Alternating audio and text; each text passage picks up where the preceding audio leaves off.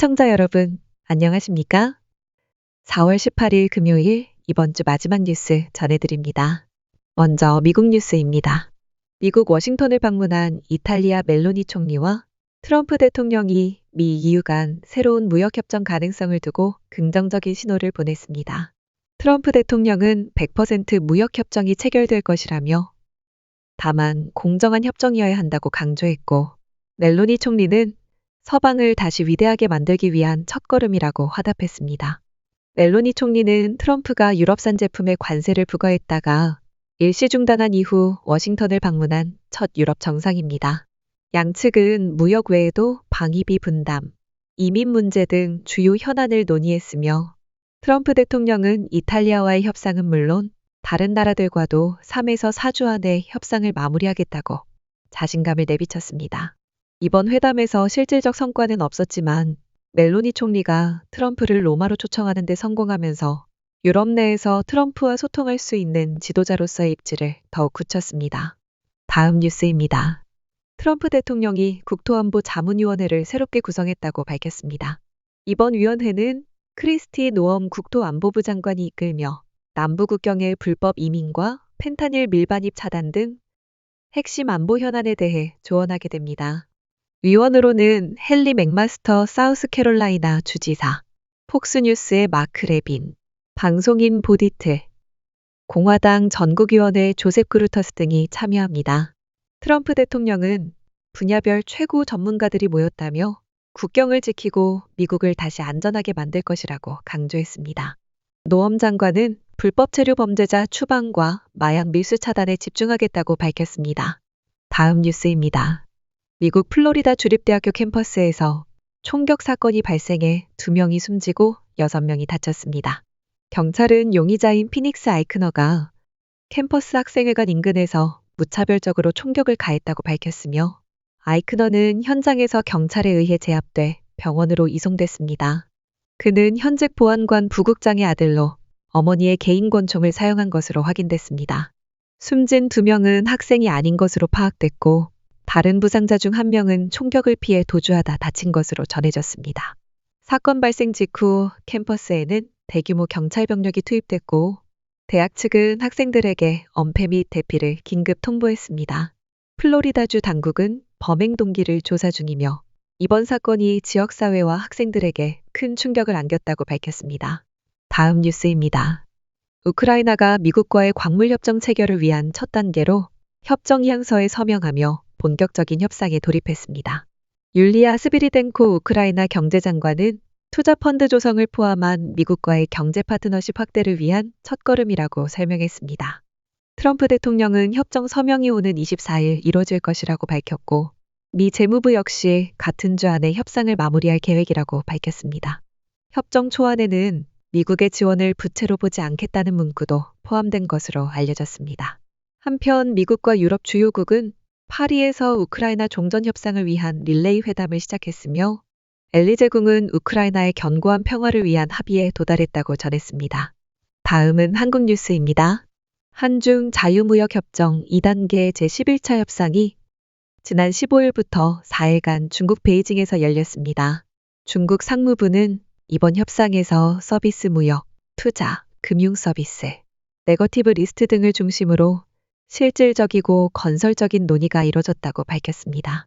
2단계 협상은 양국 간 서비스 투자 부문 자유화 수준을 높이는 것을 목표로 하고 있습니다. 협상에는 권혜진 산업통상자원부, 자유무역협정교섭관과 림펑 중국 상무부 국제사 사장이 각각 수석대표로 참여했습니다.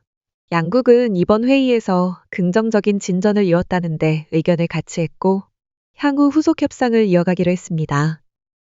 서비스 산업 전반에 미칠 영향이 예상되며 관련 업계의 관심도 커지고 있습니다. 다음 뉴스입니다.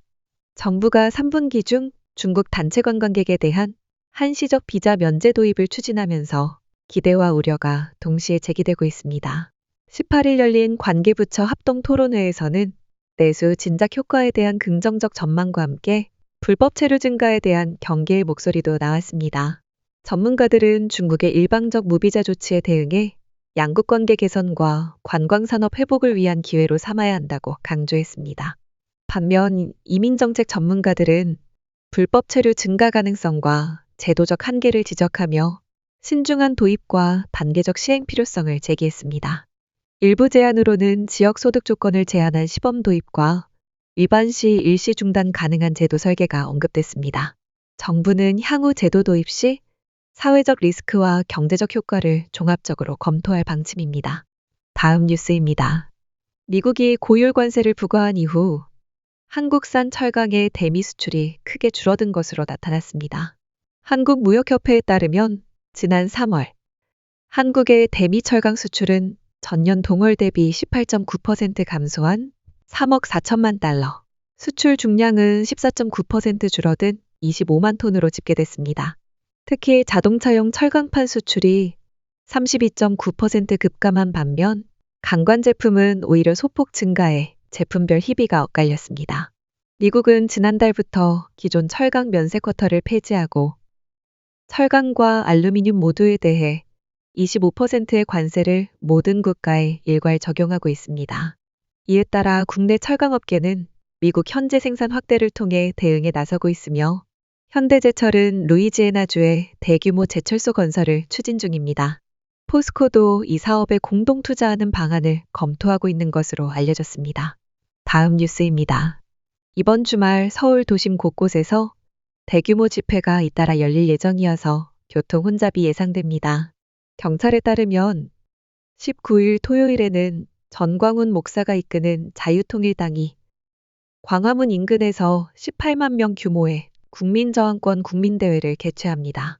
같은 날 윤석열 전 대통령 지지단체와 진보성향 시민단체들도 각각 강남과 경복궁 일대에서 집회를 예고했습니다.